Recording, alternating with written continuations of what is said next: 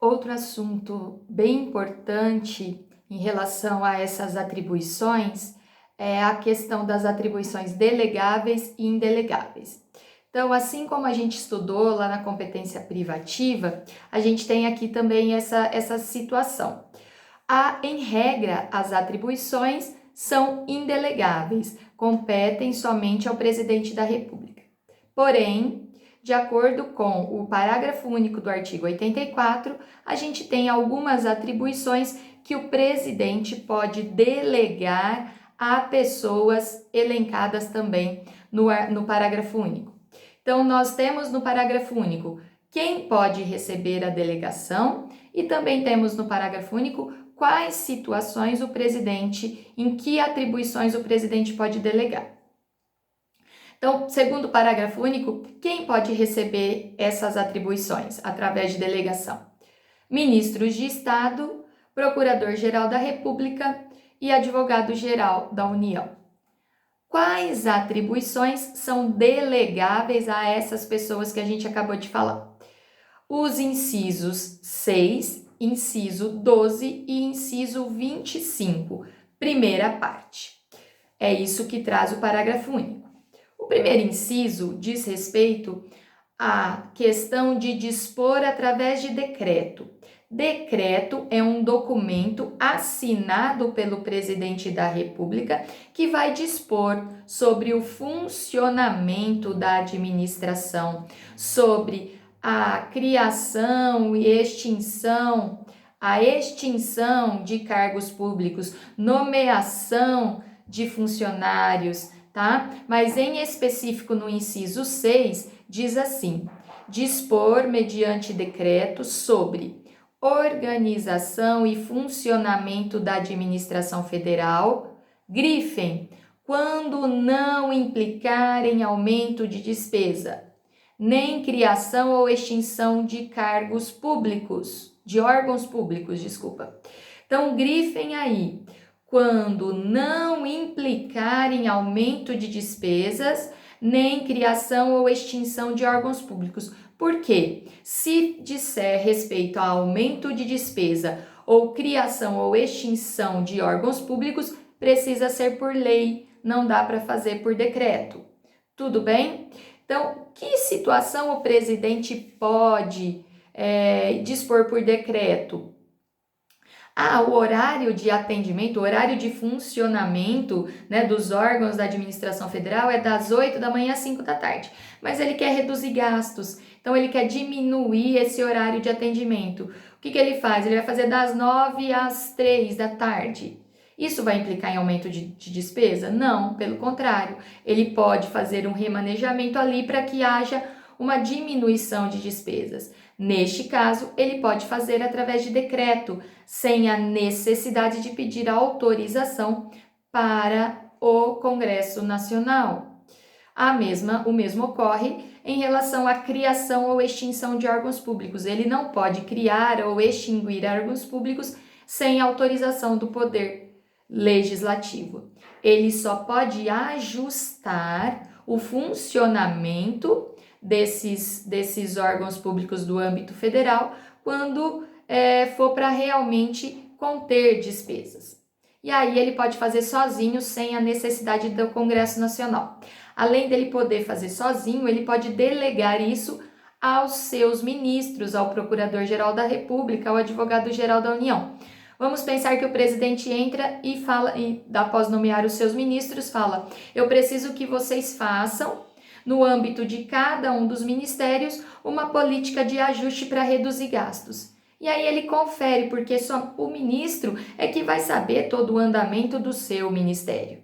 Tá? Então é por isso que a ele é permitido, mas quando não implicar em aumento de despesas, nem criação e extinção de órgãos. Não se esqueçam disso, tudo bem?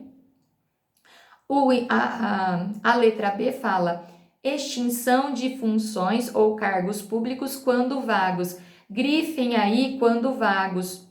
O presidente e também aqueles, né, a quem ele pode delegar essas atribuições, podem extinguir cargos quando eles estiverem vagos, certo? Então, vamos pensar que no âmbito da administração federal, nós temos 500 cargos de assistente administrativo, dos quais, destes 500 cargos, 400 estão vagos e 100 estão ocupados. Se 400 estão vagos, o presidente e aqueles a quem ele pode conferir a delegação podem, através de decreto, sem a necessidade de lei, extinguir os cargos vagos. Pessoal, não esqueçam que os cargos precisam estar vagos, tá? Isso é extremamente importante. O inciso 12 diz respeito a conceder indulto, comutar pena, com audiência, se necessário, nos órgãos instituídos em lei, dos órgãos instituídos em lei. Conceder indulto quer dizer você perdoar.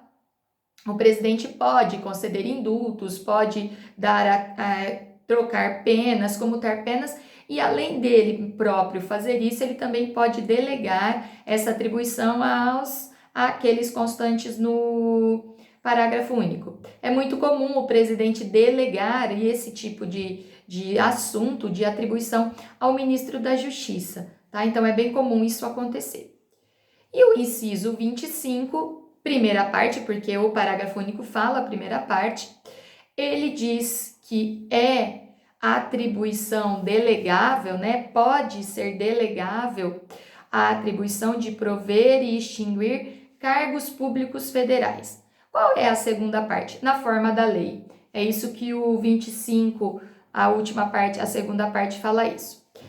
Este inciso, ele traz algumas polêmicas, tá? Alguns questionam, né, essa possibilidade do presidente delegar esta atribuição àquelas pessoas que estão lá no rol, né? Mas o STF ele já se pronunciou sobre esse assunto justamente por ser polêmico. E aqui no material de vocês tem, né, que fala que o provimento de cargos públicos é competência privativa do presidente. Assim, a nomeação de qualquer pessoa aprovada em concurso público deve ser feita pelo próprio presidente da República. Mas o STF entendeu que a competência para prover cargo público também inclui a competência para desprover cargo público. Ou seja, assim como é ele que tem a competência para chamar, é ele que tem a competência para extinguir, para desonerar, para demitir esse servidor, tá? Desprover este cargo público. Aí fala assim, desta forma, o presidente detém a competência para exonerar e demitir servidores públicos. A competência para desprover e prover cargos públicos, que é a primeira parte do inciso 25, é delegável aos ministros de Estado, advogado-geral da União e procurador-geral da República. Nesse sentido, entende o STF que o presidente pode delegar aos ministros, por meio de decreto, a atribuição de demitir, no âmbito de suas respectivas pastas, servidores públicos federais. Isso é extremamente polêmico, pessoal, porque aí a gente entra numa questão envolvendo servidores, que o servidor ele não vai poder ser demitido, a não ser que se houver um processo administrativo, onde determina que ele foi processado e condenado, tá? Mas a gente, nesse primeiro momento, a gente não vai entrar nesse mérito, eu vou deixar isso para o direito administrativo. Mas o fato é que o STF entendeu que, assim como o presidente pode fazer, ele pode delegar essa atribuição ao respectivo chefe da pasta, ao respectivo chefe do ministério. E essa questão da extinção destes cargos públicos, o STF também entendeu que deve ser semelhante àquilo que a gente tem lá no inciso 6. A extinção desses cargos públicos, quando vagos, pode ser feito através de um decreto, sem a necessidade de termos uma lei formal para isso, tá? Então, aqui a gente precisa fazer dois parênteses, a gente precisa fazer duas anotações. Quando o cargo, ele será, né, o presidente entende que esse cargo precisa ser extinto, mas esse cargo estiver ocupado, precisa de lei formal, ou seja, o presidente precisa encaminhar um projeto de lei ao Congresso Nacional e, após aprovado, esses cargos poderão ser extintos. Quando houver a vacância, ou seja, os cargos não estão ocupados, aí sim poderá ser feito através de decreto, tá? Então, esta criação destes decretos, que são inclusive chamados de decretos autônomos, eles são delegáveis aos ministros de Estado, ao advogado-geral da União ou ao procurador, e em relação à extinção dos cargos, quando estiverem vagos, tá? Se os cargos públicos eles estiverem ocupados, aí não é matéria para delegação, porque é a segunda parte do artigo do inciso 25.